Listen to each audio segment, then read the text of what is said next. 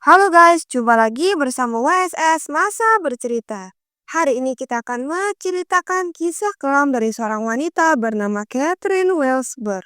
Seorang wanita muda yang penuh harapan, tapi hidupnya direnggut secara tragis oleh orang yang paling dia percayai. Sebelum masuk ke ceritanya, jangan lupa klik tombol like and subscribe channel ini dan sebarkan video kami ke teman-teman kalian ya. Bersama saya Aprilia, sekarang kita mulai masuk ke ceritanya. Catherine Welsber lahir dan besar di Chart, Somerset, Inggris. Dia adalah wanita muda yang luar biasa. Di usianya yang baru saja 23 tahun, Catherine telah mencapai banyak hal. Dia lulus dengan predikat First Class Honors di bidang manajemen bisnis dari Bath Spa University.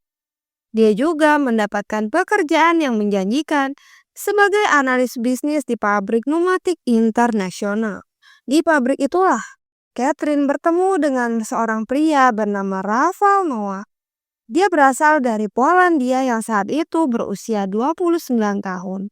Keduanya akhirnya mulai menjalin hubungan dan bagi Catherine, Rafał itu pria yang sangat baik dan mereka sampai membeli rumah bersama serta mengambil asuransi jiwa satu sama lain. Saking Catherine percaya banget sama Rafał. Namun di balik senyum Rafał Noah yang sangat cute itu tersembunyi rahasia yang sangat kelam. Menurut beberapa media, Rafał harus meninggalkan Polandia karena hutang yang sangat besar. Dan di Polandia ternyata guys dia sudah memiliki istri. Jadi dia harus meninggalkan istri serta putranya di sana. Setibanya dia di Inggris, dia bertemu dengan wanita bernama Anna Laguinos. Seorang wanita dari Polandia juga. Dan mereka pun akhirnya berpacaran. Selama Rafał masih berpacaran dengan Anna, dia kan sudah mulai kerja di pabrik yang sama dengan Catherine. Saat dia melihat Catherine ini seperti apa ya? Wanita yang masa depannya sangat cerah gitu. Dia pintar, terus ulet, kerjanya bagus, dan kira-kira bakal mendapatkan posisi yang baik di pabrik tersebut. Jadi, dia memanfaatkan hal itu guys. Ditambah, si Catherine ini polos banget, jadi dia percaya semua omongan Rafał. Sampai kan dia bikin rumah bareng plus asuransi bareng-bareng.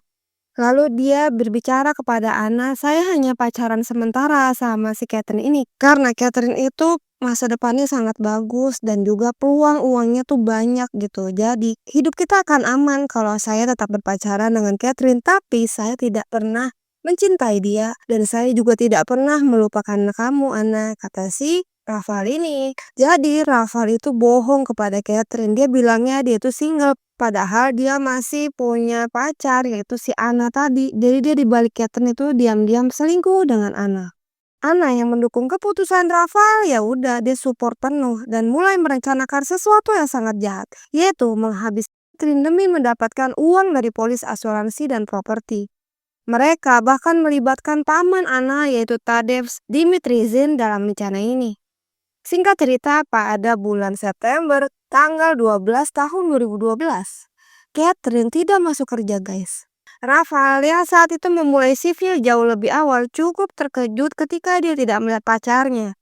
Pada saat itu dia sangatlah khawatir, sampai akhirnya dia balik ke rumah untuk mencari di mana sih Catherine, kok dia nggak datang gitu kan. Begitu sampai di rumahnya, pria itu menemukan bahwa tidak ada jejak Catherine di sana, mobilnya juga nggak ada.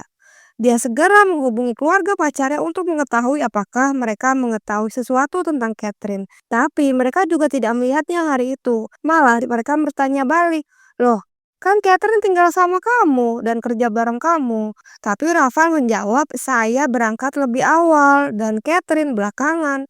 Tapi Catherine nggak nyampe-nyampe ke kantor. Jadi saya balik lagi mau cari di mana nih Catherine, kok nggak nyampe-nyampe. Nah, di rumah pun kosong," kata si Rafał.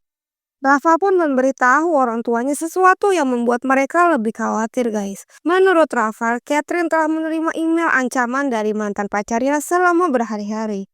Jadi karena khawatir akan keselamatannya, mereka melaporkan hilangnya Catherine tersebut ke polisi.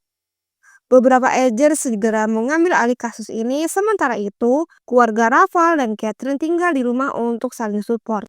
Sayangnya beberapa hari kemudian mereka malah menerima kabar terburuk. Jenazah Catherine ditemukan di dalam mobilnya di tempat istirahat atau di rest area yang berjarak 11 kilometer dari rumahnya.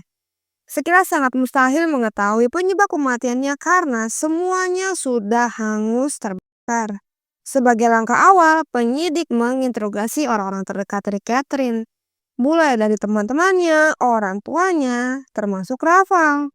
Dan Rafa saat itu mengaku pada polisi pada tanggal 11 September 2012, hari sebelum Catherine menghilang. Catherine dan Rafael itu menghabiskan makan malam seperti biasa. Mereka berbelanja ke supermarket, makan malam, lalu tidur. Tapi perilakunya Rafael ini sangat mencurigakan, guys. Saat keluarga Catherine sedang panik-paniknya dengan kehilangan Catherine, Rafael justru malah bicara soal masa depannya yang hilang, bukan masalah Catherine.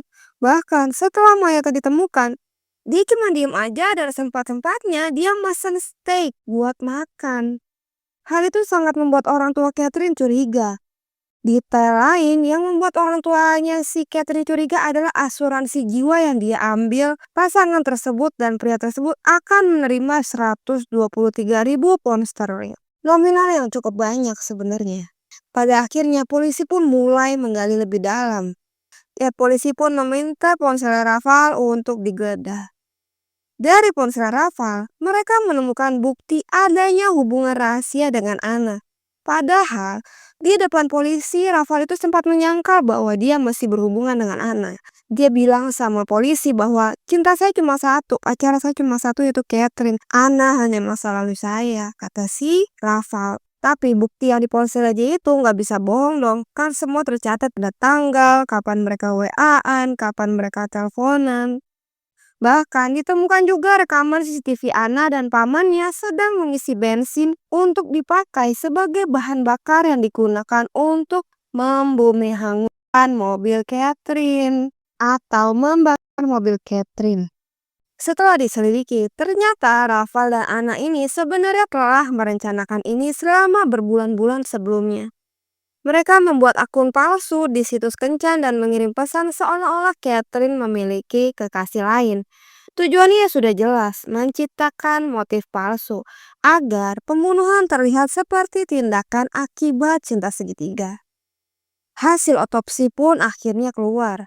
Menurut petugas pemeriksa mayat, gadis itu tidak diberi akses udara dengan bantal alias Catherine telah ditangkap. Sehingga dipastikan pembunuhan itu terjadi di rumahnya atau di kamarnya. Mungkin saat Catherine sedang tidur. Kemudian Catherine dibawa dengan mobil ke tempat terpencil untuk membakar semua barang bukti. Teorinya, pembakaran kendaraan tersebut terjadi setelah pukul 6 pagi, tepat saat Rafael sedang bekerja. Sekilas, hal ini memberi kesan pria tersebut dengan alibi yang sangat kuat. Namun, kenyataannya otopsi menunjukkan sebaliknya. Petugas otopsi menunjukkan bahwa Catherine bukan meninggal setelah jam 6 pagi seperti yang dibicarakan oleh Rafa, tetapi dia sudah meninggal dari jam 2 pagi sampai jam 3 pagi. Hal ini dapat dipastikan karena gadis itu belum mencerna makanan malamnya dengan baik. Dengan semua bukti yang ada, Rafael Noack akhirnya ditangkap dan dituduh menghabisi pacarnya. Namun tak hanya dia, Anna pun juga ditangkap karena pesan teks antara Anna dan Rafael menyebutkan bahwa setidaknya dia adalah kaki tangan dari Rafael. Saat keduanya ditahan, para penyelidik berhasil melacak keberadaan Anna pada hari-hari menjelang pembunuhan tersebut. Berkat kamera CCTV, mereka memeriksa bahwa Anna dan tamannya berada di pom bensin sedang mengisi sekaleng bahan bakar. Bahan bakar yang pastinya digunakan untuk membakar mobil Catherine. Singkat cerita, pada bulan Mei tahun 2013, persidangan pun dimulai. Jaksa menunjukkan semua bukti-bukti, antara lain pesan-pesan antara Rafael dan Anna, rekaman CCTV, pengisian bahan bakar, hingga rencana mereka menciptakan alibi palsu. Dipercaya bahwa pada pagi hari tanggal 12 September, Rafael membawa Catherine. Kemudian Rafael membawa jenazahnya Catherine ke rest area di mana si Anna dan pamannya sudah menunggunya di situ. Setelah itu Rafael berangkat kerja dan dua orang tadi, si Anna dan pamannya langsung mengeksekusi si Catherine.